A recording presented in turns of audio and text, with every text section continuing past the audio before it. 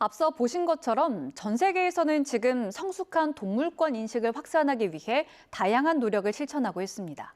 하지만 여전히 우리 사회에서 동물은 소비나 소유의 대상으로 여겨지는 경우가 종종 있는데요. 우리는 동물권에 대해 어떤 인식을 갖고 또 어떤 실천을 하면 좋을지 동물권 연구 변호사 단체 P&R 이사 박주연 변호사와 함께 자세한 얘기 나눠봤습니다.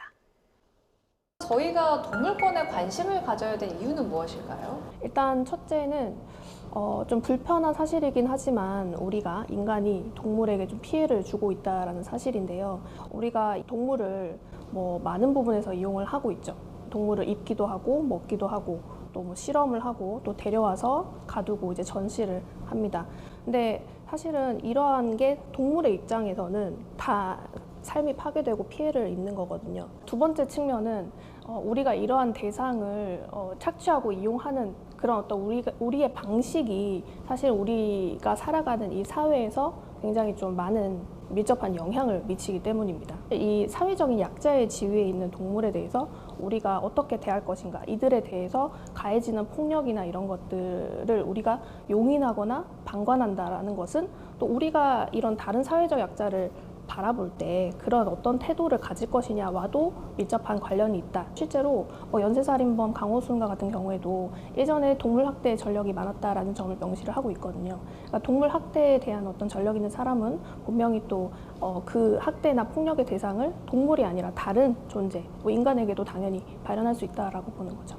변호사님이 보시기에는 국내외 상황이 좀 어떻습니까? 시급히 좀 개선이 돼야 된다라고 생각하는 부분은 그 동물을 학대한 사람에 대해서 어떤 소유권을 제한하는 그런 법률이 전혀 없다라는 건데요. 독일, 스위스나 영국이나 미국의 많은 주 같은 경우에는 이런 학대가 재발되지 않도록 하는 그런 많은 두터운 보호법이나 제도를 가지고 있거든요. 근데 이제 우리나라는 아직은 동물을 조금 너무나 소유물, 객체로 이제 보고 거기에 대한 어떤 보호나 이런 것들에 대해서 좀 충분한 법이나 제도를 가지고 있지 않은 점이 일단 문제겠죠. 그럼 변호사님이 생각하시기에는 우리의 동물보호법이 어느 쪽으로 좀 보완이 돼야 된다고 생각을 하시나요? 학대를 방지하는 거는 어찌 보면 동물을 보호하는 최소한이거든요. 근데 사실 조금 더 근본적인 관점의 개선이 필요하다고 보는 것이 단순히 동물을 학대하지 않는다, 고통을 주지 않는다가 아니라 정말 동물을 한 권리의 이제 주체로 보고 이 동물도 당연히 살아가고 행복할 권리가 있다는 것을 인정을 하고 그 자체로서 존중을 하는 거죠. 그래서 어떤 그 행복한 삶에 대한 어떤 기준이나 그런 것들을 우리가 지켜줄 수 있는 법을 마련을 해야 되는 거죠. 동물이 행복하게 살 수 있는 권리를 갖기 위해서는 가장 먼저 시급하게 어떤 것들이 좀 우선돼야 한다고 생각을 하시나요? 제대로 된 논의나 연구가 되려면은 이 동물이 처한 현실에 대해서 더 많은 사람이 아는 게 일단 선행돼야 된다고 생각을 해요.